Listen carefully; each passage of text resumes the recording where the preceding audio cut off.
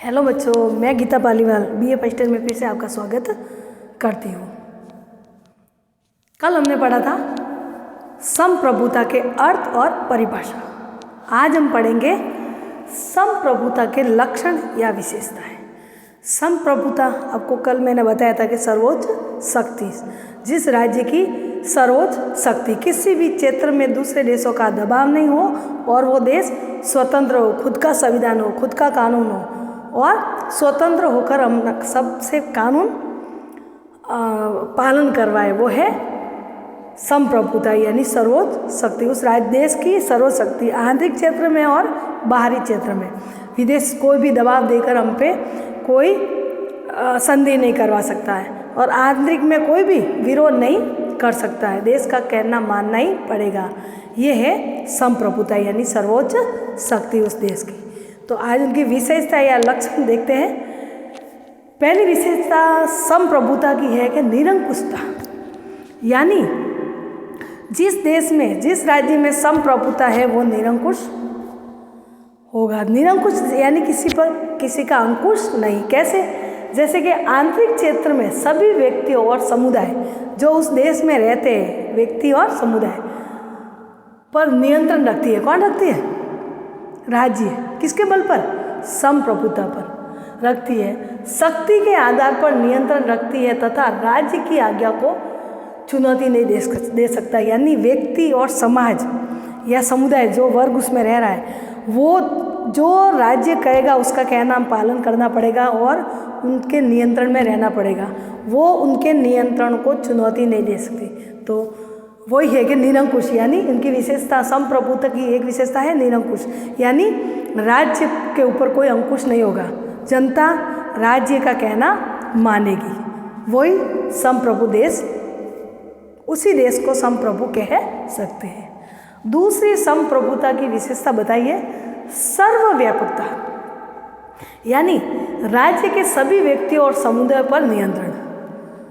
सभी क्षेत्रों में, मानव हो, पदार्थ हो, वहाँ की क्षेत्र हो, प्राकृतिक जो है वो खान वगैरह जो भी है, वहाँ से जो भी निकलता है, उस खानों से जो भी वस्तुएं सामान वगैरह सब निकलता है। कोई भी माइनिंग हो, कोई भी किसी भी क्षेत्र में सबका अधिकार सर्वव्यापक पर अधिकार किसका नियंत्रण रहेगा? राज्य का। वही संप्रभु राज्य हो सकता है। यानी राज्य के सभी क्षेत्रों में, राज्य में जो व्यक्ति रह रहे हैं और समाज जो रह रहा है उन पर भी नियंत्रण, और उस देश में जो भी प्राकृतिक रूप से जो भी है वो उस पर भी नियंत्रण किसका होगा? उस राज्य का होगा। तो ये विशेषता दूसरी है सर्वव्यापकता, यानी सारा जो है व्यापक पूरा अधिकार उस राज्य का रहेगा। तीसरा है स्थायित्व। स्थायित्व यानी वही स्थायित्व यानी क्या कहते हैं, वही रुकना। तो यही है कि स्थायित्व, संप्रभुता स्थायित्व या स्थायी होती है और संप्रभुता का अंत राज्य को ही समाप्त कर सकता है।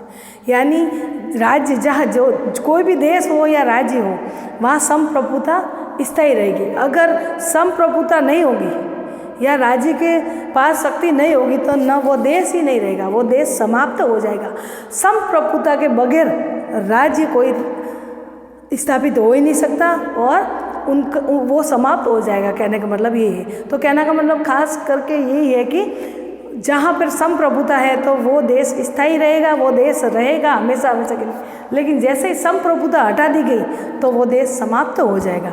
तो कहने का मतलब देश संप्रभुता के बगैर एक देश नहीं रहेगा या राज्य राज्य नहीं रहेगा। चौथा पॉइंट है अपृथककरणीय, यानी उनको अलग नहीं किया जा सकता। जैसे कि राज्य स्वयं को नष्ट किए बिना संप्रभुता का त्याग नहीं कर सकता। राज्य से संप्रभुता को अलग नहीं किया जा सकता। अपृथककरण यानी अलग नहीं किया जा सकता। अभी इसमें भी हमने स्थायित्व में कहा, वैसा ही उनमें भी है कि इनको राज्य से संप्रभुता को अलग नहीं किया जा सकता। अगर अलग कर दिया गया तो न वो देश रहेगा न संप्रभुता रहेगी। संप्रभुता यानी सर्वोच्च शक्ति जो राज्य आज्ञा पालन करवाए रहने वाले उस देश में, उस राज्य में उन लोगों को आज्ञा का पालन करना पड़ेगा और आज्ञा माननी पड़ेगी। वो है सर्वोच्च शक्ति यानी संप्रभुता। तो उनको राज्य और संप्रभुत्व को अलग नहीं किया जा सकता, दोनों साथ ही रह सकते हैं। अलग किया तो देश समाप्त हो जाएगा और संप्रभुता नहीं रहेगी। पांचवा है अविभाजित या अविभाज्यता, यानी अविभाजित में तो उनकी बातें पृथक नहीं किया जाता है, उनका विभाजन नहीं हो सकता कि एक देश अलग और ये संप्रभुता अलग, तो उनको दो भागों में बांटा नहीं जा सकता, इनको तो पृथक नहीं किया जा सकता। और ये है अविभाजित, इनको दोनों को विभाजित नहीं किया जा सकता। वो जो राज्य कहेगा उनके आगे का पालन करना ही पड़ेगा और राज्य के पास सर्वोच्च शक्ति होगी और उनको अलग किया नहीं जा सकता, यानी विभाजित। अविभाजित यानी इनको अलग नहीं किया जा सकता, अलग किया तो न तो देश रहेगा न ही संप्रभुता रहेगी। छठा है अन्यंता, यानी एक राज्य में केवल एक ही प्रभु शक्ति हो सकती है जो वैध रूप से जनता को आज्ञा पालन का आदेश देती है। यानी उस देश में एक ही संप्रभु रह सकता है, एक शक्तिशाली हो सकता है। जैसे सरकार हमारी तो एक ही सरकार हो सकती है, अलग अलग लोगों के हाथ में शक्ति नहीं दे सकते। जैसे कि लोकतंत्र में जनता का शासन, तो पूरी शक्ति किसके हाथ में? जनता के हाथ में। जनता सरकार को बना भी सकती है और उनको हटा भी सकती है, लेकिन किसी एक व्यक्ति के कहने पर वो सरकार हट नहीं सकती।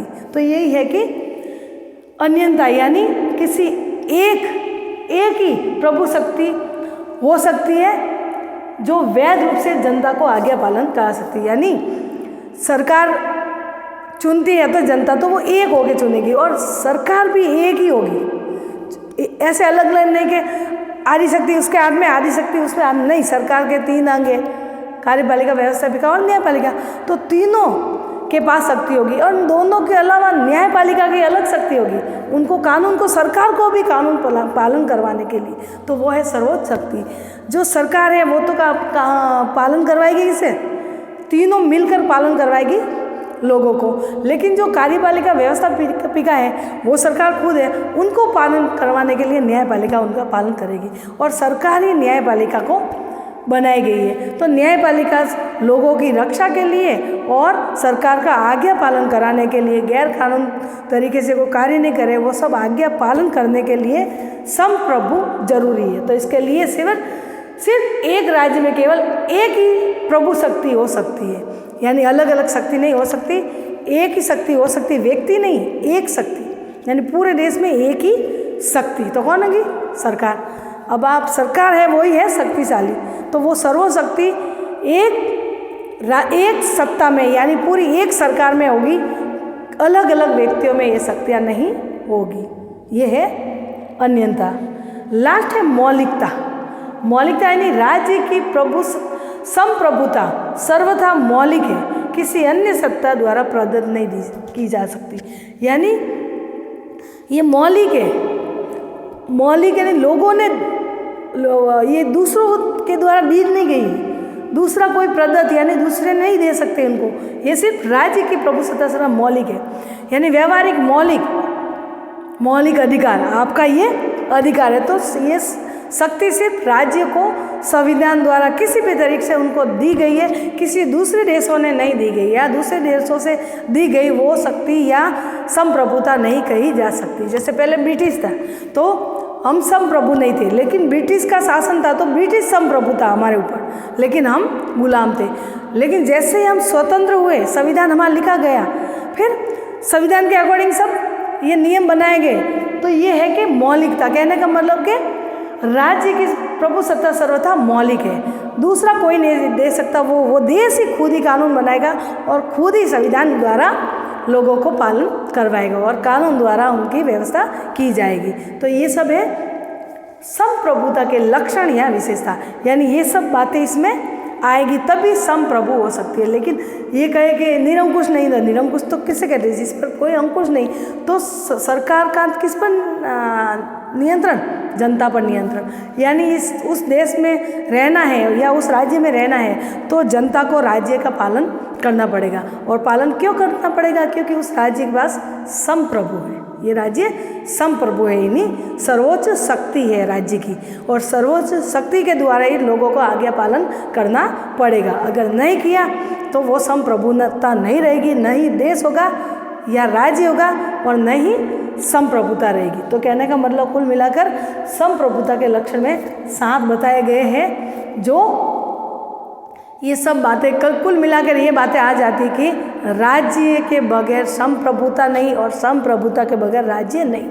अगर दोनों को अलग किया तो न तो संप्रभुता रहेगी न ही राज्य रहेगी। तो क्या है संप्रभुता का अर्थ? सर्वोच्च शक्ति, किसके? राज्य की सर्वोच्च शक्ति, जिससे लोगों को और उसमें समुदाय रहने वालों को पालन करवा सके, उनका आज्ञा का पालन करेगी तो वो सर्वोच्च शक्ति है या संप्रभु देश है। अगर पालन नहीं करवा सकती तो वो संप्रभु देश नहीं है। और पालन करवाने के लिए दूसरे देशों का दबाव नहीं, खुद ही वो नियम बनाएगी, खुद ही कानून बनाएगी, खुद का संविधान होगा, खुद का देश का तिरंगा वो झंडा होगा, वो सब बातें होगी। एक देश जैसा डिसीजन लेंगे वैसे कानून बनेगा, तो वही है सर्वोच्च शक्ति, यानी उस राज्य की शक्ति सबसे ऊपर है जो है संप्रभुता। संप्रभुता के बगैर आज के ज़माने में प्रजातंत्र या लोकतंत्र देश में संप्रभुता के बगैर कोई भी शासन व्यवस्था चलेगी नहीं, और हर राज्य आज संप्रभु संपन्न है। ठीक है बच्चों, आज हुए हमारे संप्रभुता के लक्षण। कल हम पढ़ेंगे संप्रभुता के विभिन्न रूप, अलग अलग रूप, इसके रूप क्या है, ये तो विशेषता है, और रूप अलग अलग क्या है वो हम कल पढ़ेंगे। बाय बच्चों।